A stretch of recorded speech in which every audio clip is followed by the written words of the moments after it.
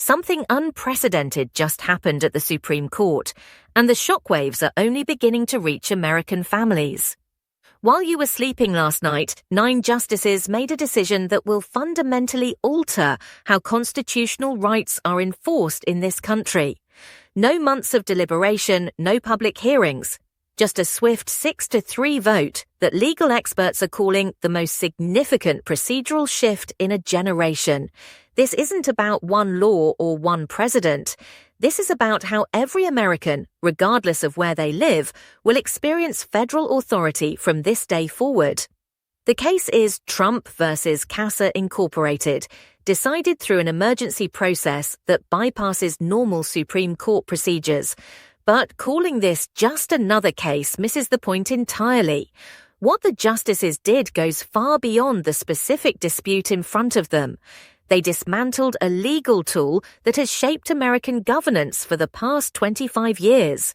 That tool is called the nationwide injunction, and until yesterday, it was the primary weapon used to stop federal policies dead in their tracks. Here's what that meant in practice. When a controversial executive order or federal regulation came down from Washington, any person or organization who believed it violated the Constitution could file a lawsuit. If they convinced a single federal judge anywhere in America that they had a valid argument, that judge could issue an order preventing the government from enforcing the policy nationwide. One courtroom in Seattle could freeze immigration enforcement across all 50 states.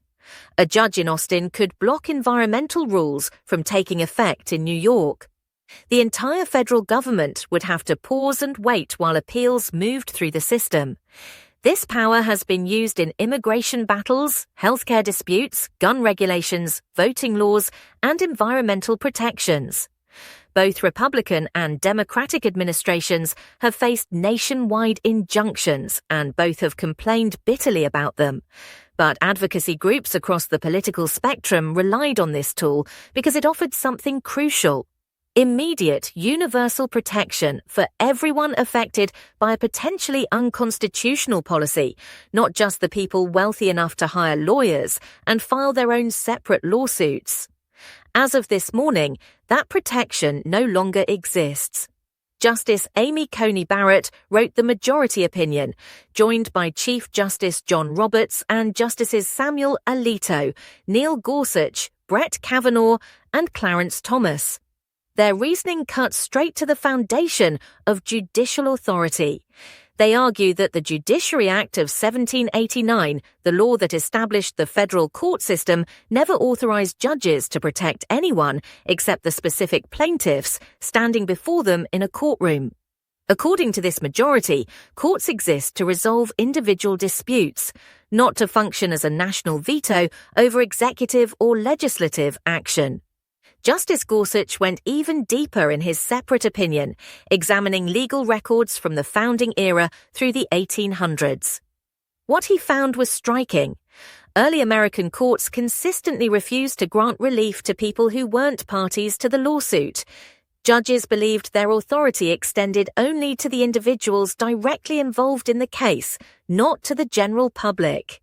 Gorsuch argues that nationwide injunctions are a modern invention with no historical precedent, and that they encourage what lawyers call forum shopping, where advocacy groups deliberately file lawsuits in districts where they know judges are sympathetic to their cause.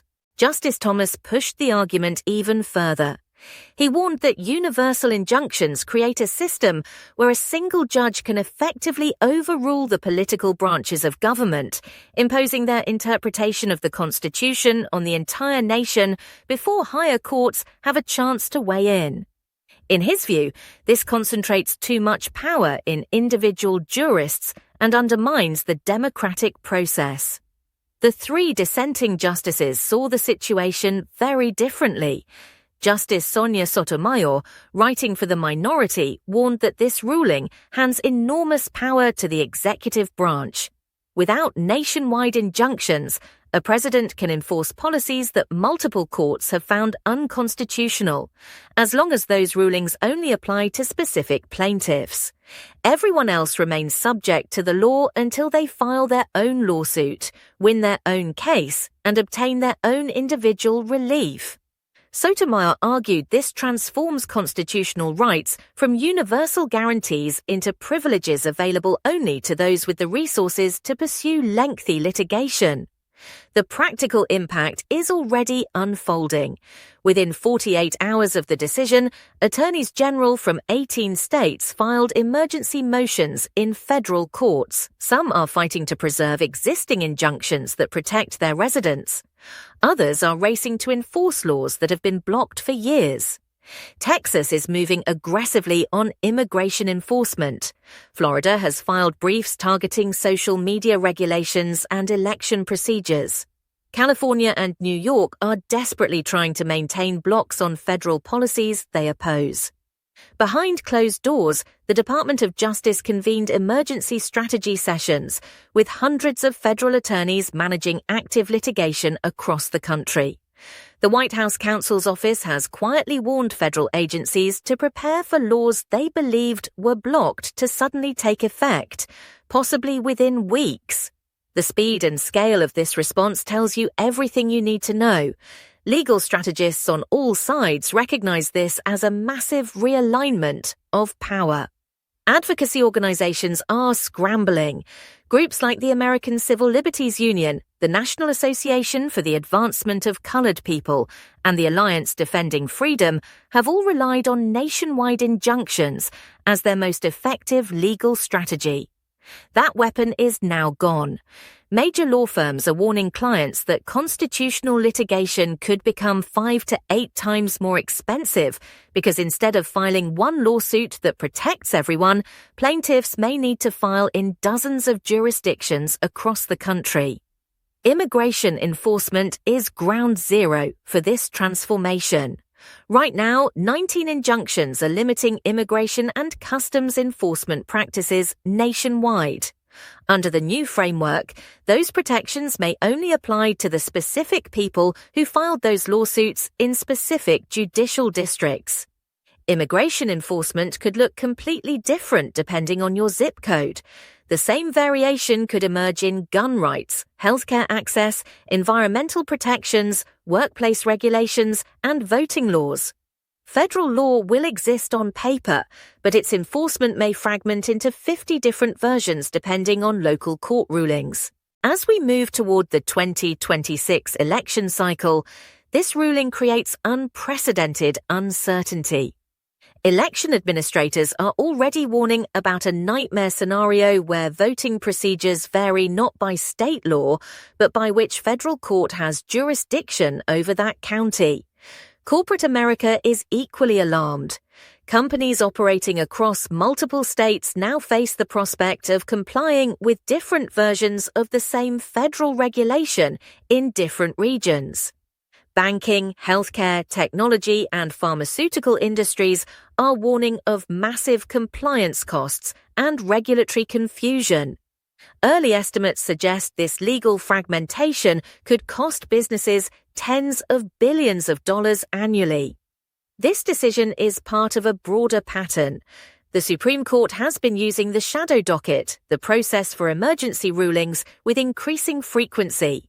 High-impact decisions are being made without full briefing, oral arguments, or detailed explanations.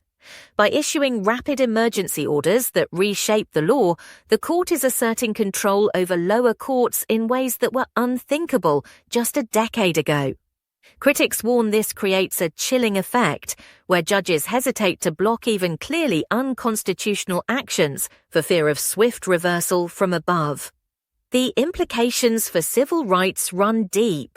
For decades, broad injunctions were the primary tool used to dismantle systemic discrimination. Courts could issue orders protecting entire classes of people from unconstitutional treatment.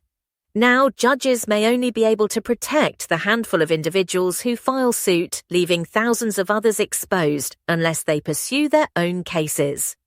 Justice Ketanji Brown Jackson called this an existential threat to the rule of law, warning that it creates zones where constitutional protections effectively don't apply to people who lack the resources to litigate. What we're witnessing is a fundamental redefinition of judicial power in America. If your right to vote, to equal protection, or to due process only exists when you personally have the money and stamina to sue the federal government, then those rights begin to look less like constitutional guarantees and more like privileges reserved for the wealthy and well-connected. We are entering an era where federal law may be enforced differently in different parts of the country, where your constitutional protections depend on your geographic location and your ability to afford a lawyer. Whether this represents a return to constitutional originalism or a dangerous fragmentation of American justice depends entirely on your perspective. But one reality is certain. The legal landscape has shifted beneath our feet, and the consequences will define immigration policy, election administration, civil rights enforcement, and economic regulation for years to come. If you found this breakdown valuable, make sure you like this video and subscribe to Warfield Chronicles. The decisions being made right now in courtrooms across America will shape the country your children inherit. Stay informed, stay engaged, and let me know in the comments whether you think the Supreme Court made the right call or whether this ruling threatens the equal protection that defines American democracy. Your answer might reveal more about the future we're building than you realize.